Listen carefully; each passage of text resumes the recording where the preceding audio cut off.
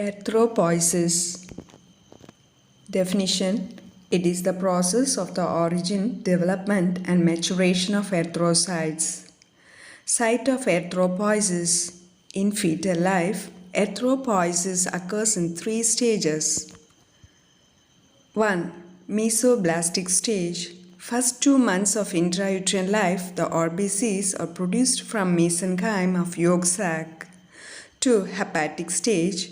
From 3rd month of intrauterine life, liver is the main organ that produces RBCs. 3. Myeloid stage. During the last 3 months of intrauterine life, RBCs are produced from red bone marrow and liver. In newborn babies, children and adults, RBCs are produced only from the red bone marrow. Changes during erythropoiesis. Cells of colony-forming unit erythrocyte pass through different stages and finally become the matured RBCs. During these stages, 4 important changes are noticed. 1. Reduction in size of the cell.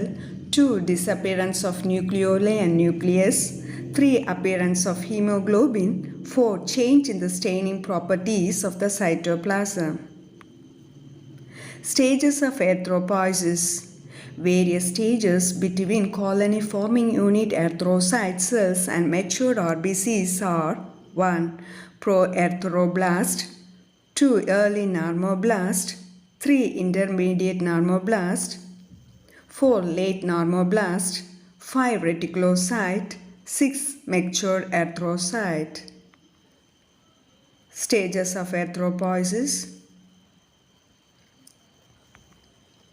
1. Proerythroblast. It is otherwise known as megaloblast.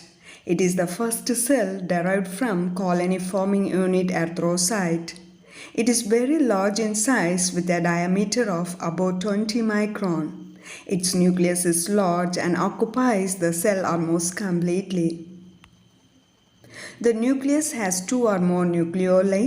It does not contain hemoglobin. The cytoplasm is basophilic in nature. Proerythroblast multiplies several times and finally forms the cell of next stage. 2. Early normoblast. It is little smaller than proerythroblast. Its diameter is about 15 micron. In the nucleus, the nucleoli disappear. Condensation of chromatin network occurs. The cytoplasm is basophilic in nature, so this cell is also called basophilic erythroblast.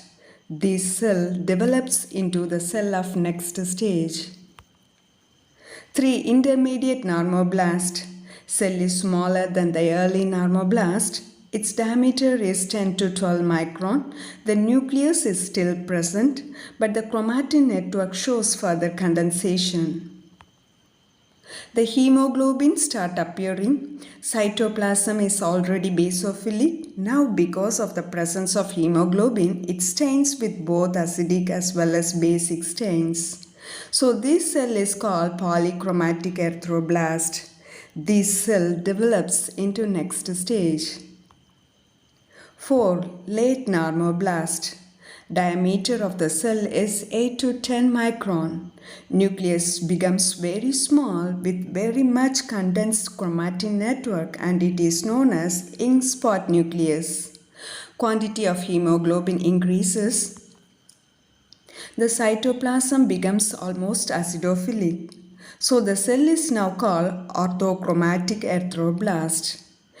In the final stage of late normoblast, just before it passes to next stage, the nucleus disintegrates and disappears. The process by which the nucleus disappears is called pycnosis.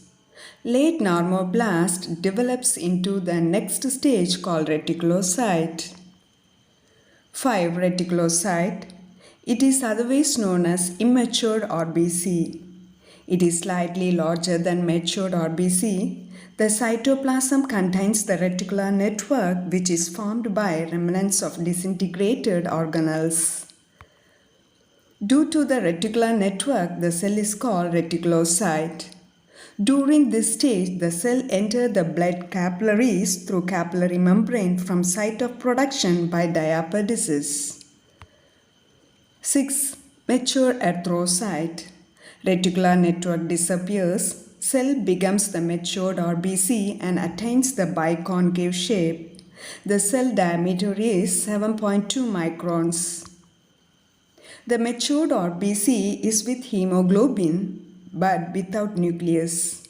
It requires 7 days for the development and maturation of RBC from proerythroblast. It requires 5 days up to the stage of reticulocyte. Reticulocyte takes 2 more days to become the mature RBC. Factors necessary for erythropoiesis. Development and maturation of erythrocyte require variety of factors which are classified into 3 categories. 1. General factors, 2. Maturation factors, 3. Factors necessary for hemoglobin formation. 1. General factors. General factors which accelerate the process of erythropoiesis at many levels are erythropoietin, thyroxine, hemopoietic growth factors, vitamins B, C, D, and E. 2. Maturation factors. Vitamin B12, intrinsic factor, and folic acid are necessary for the maturation of RBC. 3. Factors necessary for hemoglobin formation.